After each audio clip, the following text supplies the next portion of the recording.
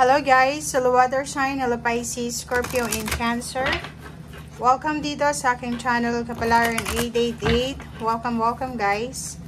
Alamin natin kung anong messages, vibration, gabay, energy para sa araw na ito ng Lunes. Water sign, Pisces, Scorpio, and Cancer. Okay, so meron tayo ditong dalawang baraha. Nakikita natin, ito ay pwedeng relationship or work. Sa araw na ito, siguro sobra-sobra kang busy, 'di ba? Occupied ka, pwedeng mag-overtime, or pwedeng may trabaho ka sa umaga, may trabaho ka sa gabi, or parang sinasabi ng brase dito na posibleng may pinag-iipunan ka siguro, or kailangan mong mag-double time, mag-hard work, 'di ba? Multitasking kasi may kailangan kang tapusin and may kailangan kang asikasuhin, parang ganun. Pangalawang barahan natin is itong courtship. It's either may binabala kang negosyo or posibleng relationship to. May engagement party or may engagement na pag-uusap or may kasal na mangyayari. Okay? So, yun ang pwede or posibleng message for today para sa inyo. Water sign, Pisces, Scorpion.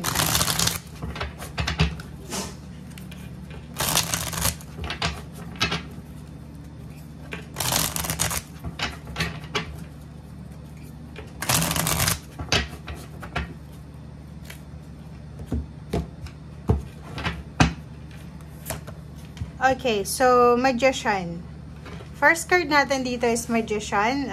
Sinasabi ng brase dito na isang magic or isang magical na pangyayari ang posibleng dumating sa buhay mo na pwedeng magdala ng relationship or pwedeng magdala ng investment or negotiation or partnership, trabaho, negosyo, or kung ano pa man. Okay? So, itong Magician nito is sinasabi na hindi ka dapat nag-aalala. If ever sa araw na ito may mag-offer sa'yo ng additional income, source ng income, or kung ano pa man, tanggapin mo siya. And isipin mo na nasa tamang direksyon ka, nasa tamang lugar, and walang problema sa'yo. Okay? So, yun yung sinasabi ng baraha. Okay, yung iba din sa inyo dito, isang unexpected to. Unexpected lump sum of money. Unexpected na inheritance. Wow. Unexpected siya na malaking halagang pera. Pwedeng may magbabayad sa'yo ng utang, or pwedeng may ikaw mismo yung uutang ka sa bangko siguro, so magkakaroon ka ng ganun na pera. Lump sum siya, malaking halaga, or kung ano man to. So comment down below guys, kasi malaking halaga, it's a 10 zeros, maraming zero siya. Okay, yung iba din sa inyo dito is may pagkakataon kayo na maging parang stable yung financial nyo. Lalo na yung mga nagsasuffer financially. Sinasabi na may posibleng swerte na umaaligid sa buhay nyo na kailangan yung harapin. 'Di ba? Parang ganun. May mga possibilities or opportunities na pwedeng umunlad yung buhay mo. Kaso lang, hindi mo masyadong nabibigyan ng pansin kasi iniisip mo na hindi yun para sa'yo. Iniisip mo na kulang yung kung ano yung meron ka, yung strength mo, qualification, requirements, or parang ganon. So, eto ay pwedeng makaresonate doon sa naghahanap ng mataas na posisyon sa trabaho, mataas na sweldo, kaso lang, kulang ka sa experience, kulang ka sa credentials, or kulang ka sa kung ano man na kulang na iniisip mong kulang sa'yo. Okay, the World Guard, and then, so nakikita natin dito guys na posibleng papasok ka sa next level, or next level na siya, next phase ng relationship. Pwedeng kung single ka, may mag-offer sa'yo ng relationship, yun na nga, meron dito engagement, may courtship na mangyayari, or posibleng from single to in a relationship, from single to married, parang ganon.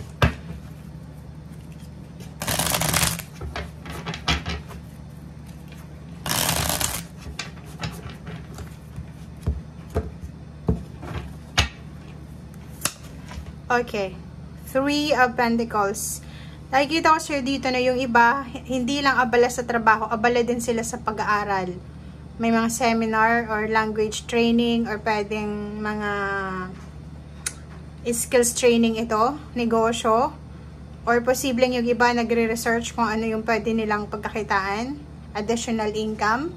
Or yung iba dito is busy sa pakikipag-negotiate or busy sa pag-aasikaso sa business opening or sa so nakikita natin it's either money or relationship. Sa araw na ito is pinag-aaralan mo kung ano yung posibilidad na pasukin mo, parang ganoon. Pinag-aaralan mo kung ano yung paraan para umapaw yung cups mo, hindi lang sa relationship, pati sa pera.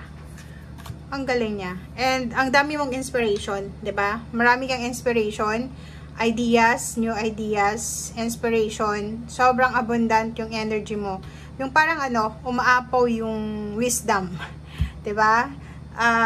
Parang may isip mo ngayon na marami pala akong pwedeng magkakitaan. Marami pala akong pwedeng pwedeng pasukin. Or yung talent ko pala, yung strength ko pala, ay pwede kong pagkakitaan. Parang gano'n. So, it's a realization dito na abundant ka. Okay? Or yung iba din sa inyo, marirealize nyo sa araw na ito na buntis ka, kung babae ka. Or posible yung iba sa inyo, malapit na kayong mga anak. Okay? So, yun. Meron ditong future plans. Nasa future planning ka. Okay? Future planning. Nakikita ko siya dito na nagpaplano ka para sa future mo.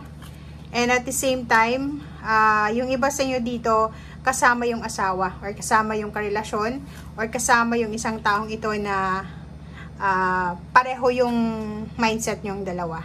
Okay? So, meron ditong parang reawakening. So, may magbabago sa buhay mo, financially and emotionally. And sinasabi ng baraser dito na papasok ka sa bagong mundo. Papasok ka. Ito na yung wish and dreams mo, 'di ba? So, sinasabi ng barahan na unti-unti mo nang mararating kung ano man tong pangarap mo sa buhay. Lalo na sa usaping pera. Nakikita ko sa'yo dito na if ever man na dati ay nahihirapan kang mag-ipon ng pera or dati ay medyo imposible sa'yo. Lalo yung Scorpio. May mga Scorpio dito na dati ay sobrang hirap makapag-ipon kahit 100 pesos. 'Di ba? Parang gano'n.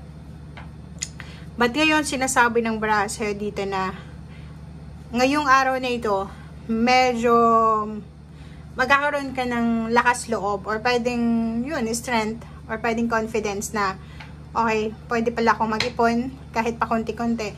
Sa relationship, pwede pala akong magtiwala. Sa relationship, pwede pala akong magmahal ulit.